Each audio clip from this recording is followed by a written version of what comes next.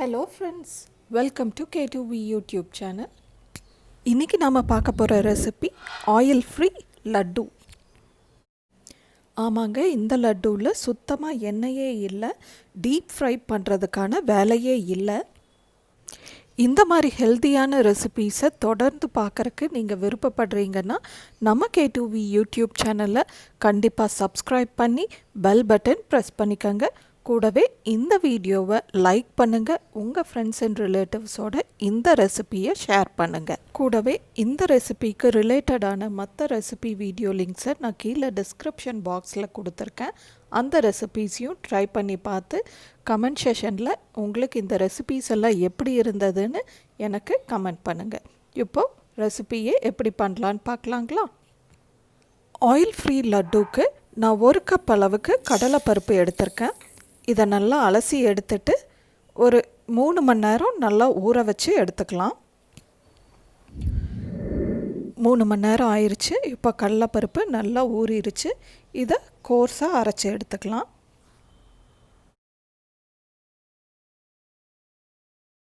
ஊற வச்ச கடலைப்பருப்பை இந்த மாதிரி குருணையாக அரைச்சி எடுத்துக்கணும். இப்போது இதை சின்ன சின்ன பேட்டீஸாக தட்டி இட்லி வேக வைக்கிற மாதிரி நல்லா வேக வச்சு எடுத்துக்கணும்.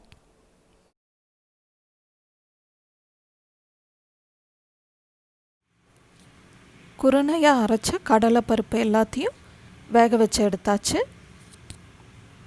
வேக வச்ச பேட்டீஸை இந்த மாதிரி கத்தி வச்சு குத்தி பார்த்தா கத்தியில் மாவு ஒட்டாமல் வந்துச்சுன்னா பேட்டீஸ் எல்லாம் வெந்துருச்சுன்னு அர்த்தம்.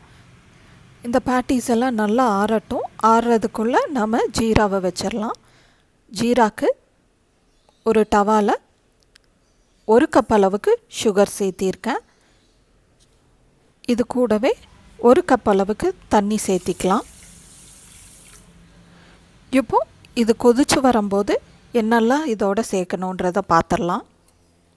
ஜீரா கொதி வரும்போது 1 கிராம்பு, 2 ஏலக்காய், சின்னதாக பச்சை கற்பூரம். இப்போது இந்த 2 ஏலக்காயை பொடியாக பிச்சு போட்டு வச்சுருக்கேன். பச்சை கற்பூரத்தை ஒரு ஸ்பூன் வச்சு நசுக்கிட்டேன். இப்போ நாம் வேக வச்ச பேட்டீஸ் எல்லாம் நல்லா ஆறிடுச்சு. இதை லம்ப்ஸ் இல்லாமல் நல்லா உதுத்து விட்டுக்கணும். இப்போ நாம் வச்ச ஜீரா நல்லா கொதி வந்துருச்சு. இதில் 1 கம்பி பதம் வந்தால் போதும். ஒரு பிஞ்ச் அளவுக்கு சால்ட்டை சேர்த்திக்கலாம். இது ஸ்வீட்னஸை நல்லா தூக்கி கொடுக்கும். அடுத்ததாக கிராம்பு, ஏலக்காய், பச்சை கற்பூரம் இந்த 3த்தையும் சேர்த்து நல்லா கலந்து விட்டுக்கலாம். அடுத்ததாக நாம் வேக வச்சு உதுத்து வச்ச கடலைப்பருப்பு எல்லாத்தையும் இதில் சேர்த்து லட்டு பிடிக்கிற பதம் வர வரைக்கும் அடுப்பை நல்லா ஹை ஃப்ளேமில் வச்சு இதை நல்லா கலந்து விட்டுக்கிட்டே இருக்கணும். உங்களுக்கு சுத்தமாகவே எண்ணெய் இல்லை நெய் எதுவுமே சேர்த்த வேண்டான்னா இந்த கலவை லட்டு பிடிக்கிற பதத்துக்கு வந்ததும் ஆற வச்சு லட்டு பிடிச்சிடலாம்.